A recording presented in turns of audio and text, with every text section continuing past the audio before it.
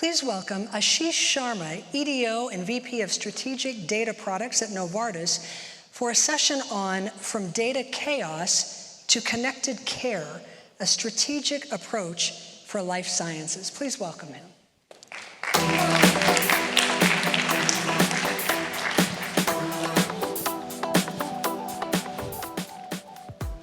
So first disclaimer, when you give too much power to your kids and they can convince you that, Dad, why don't you shave your head? You will look like a brown version of Breaking Bad. And that's what happened 5 weeks ago, that I used to look like that. No, I'm different. So I want to, on a lighter note, first I would like to congratulate all my previous speakers here that mind shift came across as pretty much what Brian said, what Tarun said, what Marian just said. So mine is not going to be different. I'll just try to map them to our real-world applications that we see or use. A quick disclaimer that what I'm presenting is my own views and not Novartis.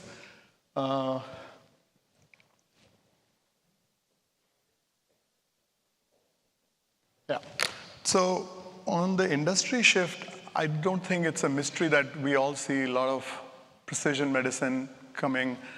And if you start to compare with what we see with Spotify and Netflix, where they try to customize it, personalize it for you, why medicine should be different.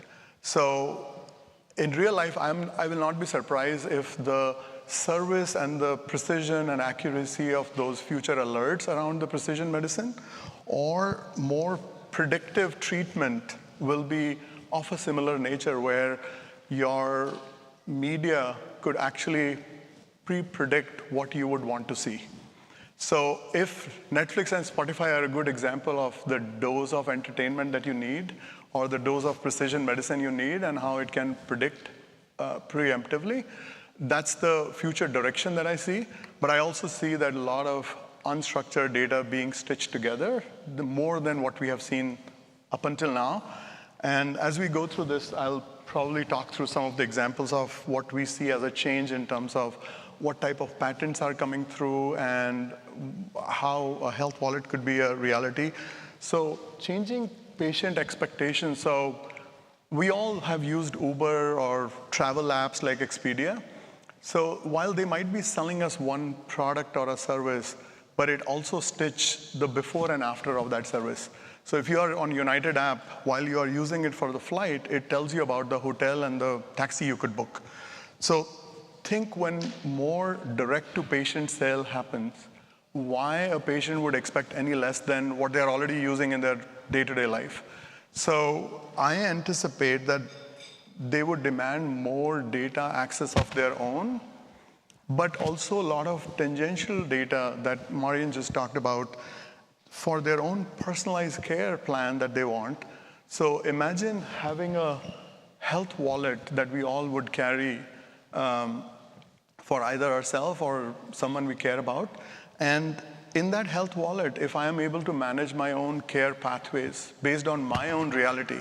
So if somebody, let's say, fall down and cannot show up for a treatment, and they're going to miss a dose, and which directly ties down to the adherence for pharma and providers and insurance. But for the patient, them not being able to show today may involve many steps to inform their ecosystem. But if that health wallet was able to take care of those personal events being tied to whatever is going on in my life, whether it's a loss of job affecting my insurance, from there, if we see if these are the relevant changes that patient expectation and industry trends are going to be, then what life sciences company would be expected to? So think of a direct-to-patient market where remote monitoring of therapies. I don't know how many of you actually had the privilege to attend this consumer electronic fair. It happened in Vegas back in January this year. I was there, and the one observation that I walked away with is a lot of tests are coming into home. So when you go to a lab for getting a lot of your vitamin deficiency tests, there are kits that are coming home where you could do those tests yourself. So if the tests will be happening at home, the data gathering from patient will not be in the traditional method like we buy today from IQVIA. That means it will be happening at home. The same thing, if there is a care through machine or an automated device that is happening at home, imagine the amount of variables or Internet of Things type of data that will be highly unstructured, would have a lot of noise versus signal filtering that needed to be done. But at the same time, that filter of filtering the personal data and only learning the insight and making inferences from that is going to be new to our world. But it's not new for security agencies, or even if you look at apps like smart homes. Smart homes have been there for quite some time, where your fridge is generating a lot of information, your air conditioning is generating a lot of information. They're all very diverse devices. They're able to talk to each other, at least in the common home app that you have. It is able to stitch everything from your garage to your kitchen to your bedroom to your security system. So they're a very diverse system built by many different companies, but they all can talk to each other. And when that information goes out, your personal privacy is still maintained. That means the future AI system will have to learn in a way that it doesn't leave the privacy data out, but still learn and share some insight that is good for the common good. So I see more and more life sciences company would be expected to share data, but also maintain privacy, and at the same time provide some transparency around the cost of care. That what is costing and why, and how can that be improved, or how can it be more outcome-based? Something we heard earlier. So let's talk about data challenges. I gave the smart home example, where if we are shifting from this episodic care that when something happens, the whole system gets activated from payer, provider, to becoming more continuous engagement, where you are constantly actually being debriefed about your health, because your lab data, your genomics, and your lifestyle data is coming together. Something, again, common to what we heard in the last few presentations.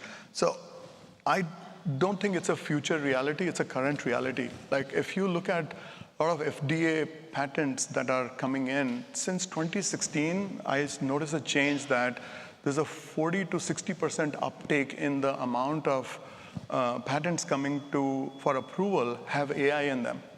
And that means there are more and more synthetic data, more and more patient twin will become a reality. And if you see the intelligent, I'll probably skip this. So if AI is a reality, and the challenge is going to be about accuracy and privacy and how do you govern it and what the cost is, something Marian talked about, that what is that compute cost will look like, and is it justified that you start to do everything GPT. So I would like to share one example. Back in 2017-18, I was part of a project for a large drug distribution company where we took about 1 million breast cancer patients' lab data. And the idea was that you take physicians and nurses' notes, which are highly unstructured notes, you map them to whatever is the mutation or the BRCA code or the diagnosis code of all these diagnosed breast cancer patients, and then train an AI system, more than 93% accuracy, and go after an unidentified or undiagnosed patient population database and start to flag who should go for a test. And in making it from 50% out of the box to 93% or more accuracy, it took about almost 2 years, 18 iterations of training, couple of $1 million to do it. With ChatGPT, I see that that whole cycle could easily be cut down into 1/5, both in price and timing. So that's the beauty of why you will see more of it. I don't know how many of you got a chance to take your picture here today with that Picasso look, but the AI accuracy is very high. A few years ago, if you had to do the same self-portrait, you would not look like yourself. But it's so close to the reality. So I would encourage everyone to try that out and see how much it has improved rapidly over that period of time. So from that, I would say if I was to summarize this, I would say in our work environment, and I'm speaking from my last 6.5 years of experience at Novartis, and prior to that, working for multiple pharma companies as a consultant, trying to help transform their world. And prioritization will continue to be a key because, as we heard, that the cost will be enormous unless you make the right choices. And then adoption, you will see more and more cloud services. Like, I remember about 7-8 years ago, there were two choices to make. Either you go to Amazon Cloud or you go to Azure. And then we started to have more and more Palantir coming in. And now there is a Salesforce Health Cloud and there's a Viva Health Cloud. So we will see more and more health-centric, verticalized offerings and models in their marketplace. That will be very custom to our day-to-day use cases that we see. And then if you invest in clean, trusted data, your AI journey will be a lot faster. Just from my experience, I can say that we invested quite a lot in centralizing our data in the first few years, starting 2019, which paid us in making analytics-ready, model-ready, AI-ready data products. And that enabled a single source of truth for AI training. And if we wouldn't have done the first two phases, probably our third phase would have taken a lot longer and a lot messier. And our AI journey and then GenAI journey became simpler because we could trust those data products spitting out a common one single source of truth that we could all trust. And then I want to just specify that because the cost of doing all of this directly on a patient or on your real data is not going to be cheap. Just between 2019 to 2025, if I look at my spend on data has more than doubled of what we buy from IQVIAs of the world, Komodo, Symphony. So I don't think that's a sustainable pattern, that in next 6 years we could double it again. So there will be a lot of inclusion of synthetic data that as I see it, but it needs to be obviously vetted heavily, used carefully, apply selectively. So I would like to just go into very quickly what model we adopted at Novartis. So we looked at Netflix as a model that how they are able to allow people to just bring their new content, and it starts to categorize itself, whether it's comedy or what genre it is. It also, behind the scene, allows you to actually selectively become yours, very personalized and very predictive in nature. So we started off by building at the core bottom level, if you see, was a data fabric and a mesh that we ended up building. And the rationale there was that if you build a fabric, it ends up allowing each functional data to come together as a separate tenant by maintaining its own access controls, maintaining its own privacy in its own swim lane. But then at the second level, we focused more on the information lifecycle management. So in our pharma world, that would be more like, what is my catalog of data? If I have commercial, patient, market access, and medical and finance data all coming together under one centralized data lake, but it's all swim lanes, how do I make sure that they all can be cataloged, but by maintaining a heavy rigor of your compliance? So catalog, lineage, graph databases showing connectivity between different data sets, that information lifecycle management, or a simple knowledge management of somebody is looking for something. We end up having almost 33,000 quality checks across all functional use cases, all personas put together. Now, if somebody is looking for something, it becomes very difficult unless it's really indexed, contextualized, categorized really well. So that became our information lifecycle management layer. So this would be tech. This is your platform and the data and the metadata and the analytical lifecycle. But here came highly aggregated, highly automated, raw data turned into analytics ready, GenAI ready, reporting ready, or let's say a model ready for market mix or a forecasting model ready data. So that saved quite a lot of dependency on other human teams for IT and data engineering team to prepare things by sitting next to a subject matter expert, because that effort was one time achieved. And then this also became a single source of truth for us. So two executives showing up to a monthly business review and telling two different stories from the same data, that this brand is doing really well or not really well. That kind of a narrative could be more synchronized if they both are collecting the data from the same aggregated product. So that became the reason for us to productize all our data analytics and AI. And that is why last 2 years we were able to go very heavy on GenAI and AI. And the analytics and insight application layer would be where you bring your app, and that app will sit right on that common data products or analytics products or AI products, and everybody will see the same answer. Whether you're going through an ad hoc, self-serve, asking questions in an English-like language, or whether you're going from a static reporting dashboard and looking at the same KPIs, the answers will not be different, because they are all drinking from the same product layer. And that's how we kind of mirror the Netflix model, where we give flexibility that the future apps can keep coming as long as they adhere to the drinking from the same product layer, following the same information lifecycle management, so that no matter what you bring, it kind of inherits what's underneath. And also leverage. So this is a complex diagram, but just look at it more from a right to left. So on the right side, what you see in the gray is what we were able to centralize. What you see in the green is what I assume is coming, that we will all need to start to integrate the new type of data that I believe will actually make this connected patient care world. On the left, these are the use cases that are being served today, using that connected data that sits on the fabric or a mesh or a data product or the diagram that I was showing earlier.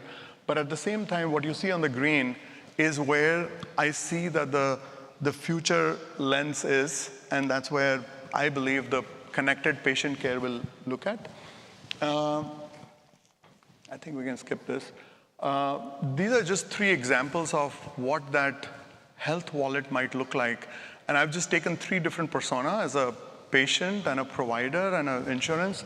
So think of your health wallet showing you your full ecosystem, including your life events actually changing things as they go, whether it's a injury or a loss of job or a personal event that starts to shape, and how real time it can be, just like what your Uber is today.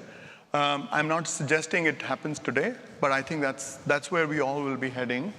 The other prediction I have is that when it comes to HCP, today they may go to like up to date for their clinical data or any information on a particular brand.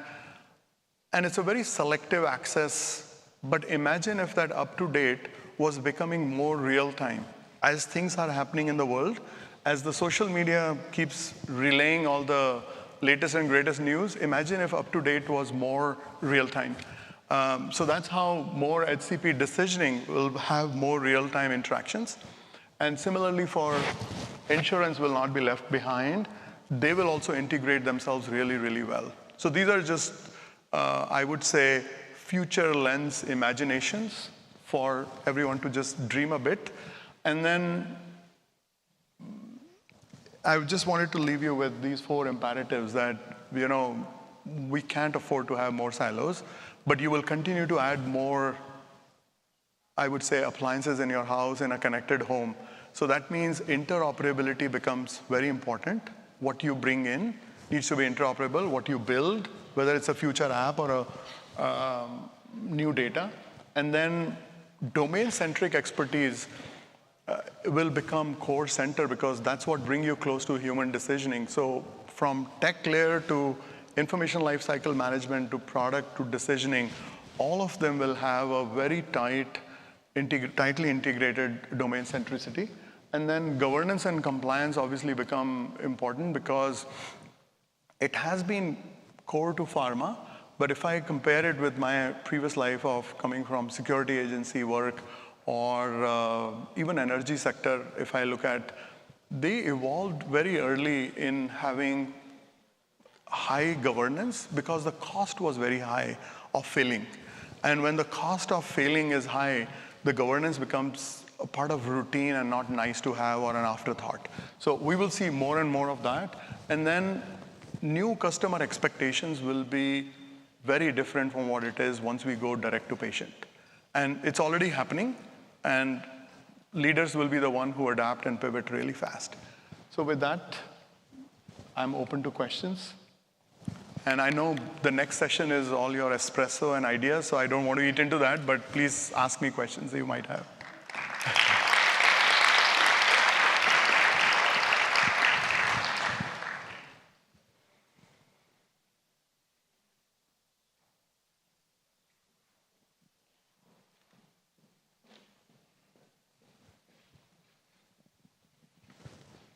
Thank you, Ashish. Love the vision that you presented. One of the things you mentioned was the data and the data costs going up, et cetera. And you mentioned synthetic data in the context of that. What do you mean by that, and how does that pan out? So I'll give you two examples.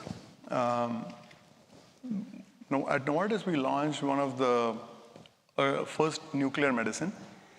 The cost of treatment and the journey of treatment has about 6 doses.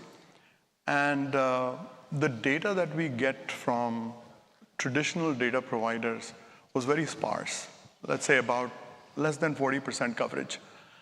What it led to is a wrong logistical planning for such an expensive and very timely dose, because it's nuclear medicine, it had like a 6-day efficacy, potency. So if it is not dispensed in 6 days, it needs to be rebuilt to that prescription. Any failure to that was a very expensive affair. The second, look at the forecasting, that if my sparse data coming from traditional data provider is telling me that the patient is on its first dose, my forecasting model is looking at 5 more doses to be delivered. But in reality, what we found after stacking up different data sets and having more clear patient journey in place, we were able to find out that actually that patient was on 3rd dose and there were only 3 more to go. So our forecasting improved, our supply chain improved. Now, this was a very expensive exercise for us. If I was to just replay that and start to look at what data we end up stacking and what attributes it unlocked for us to have a better patient journey. Now, at least 30% of those attributes we could have drawn parallelly based on historic data that we already knew. And that's where the synthetic data could start to help you unlock something without you constantly, repeatedly buying. If you make that conclusion that this data is going to have a real-time, constant value creator, then you can make that spend. But arriving at that experimental answer, yes or no, there's quite a lot of synthetic data that could have played a role. I see the same thing on trying out different things on patient during trial could improve that it may save them to go through more trials if you have let's say a patient twin, and the system is learning anonymously from multiple cases across the board from all hospitals sharing their journey of what the outcomes were. But it does require a connected ecosystem where everyone is not fearful of sharing. And that can only happen once you have a good governance in place and a trust-based system. But if you look at the industry, the blockchain has already dissolved that, whether it was for Bitcoin or even long before that for security. Post 9/11, a lot of security apps have been doing that exchange anyways across different countries. It's just that healthcare is going to arrive at that. Did I answer your question? Ashish, thank you. Thank you.